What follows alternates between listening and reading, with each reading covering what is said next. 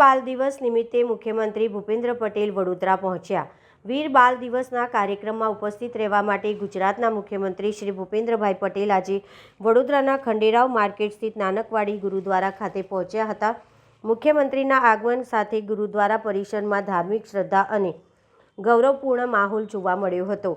આ પ્રસંગે મુખ્યમંત્રી ભૂપેન્દ્રભાઈ પટેલ ગુરુદ્વારા ખાતે દર્શન કરી શહીદ સાહેબજાદાઓને ભાવભીરી શ્રદ્ધાંજલિ અર્પણ કરી હતી।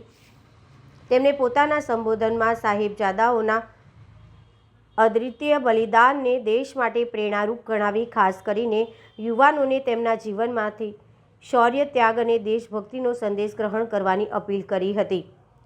મુખ્યમંત્રીના કાર્યક્રમને ધ્યાનમાં રાખીને પ્રશાસન દ્વારા સુરક્ષા, ટ્રાફિક અને અન્ય જરૂરી વ્યવસ્થાઓ સુચારુ રીતે ગોઠવવામાં આવી હતી। આ કાર્યક્રમમાં સ્થાનિક આગેવાનો, ચૂંટાયેલા પ્રતિનિધિઓ, વહીવટી અધિકારીઓ તેમજ મોટી સંખ્યામાં શ્રદ્ધાળુઓ હાજર રહ્યા હતા।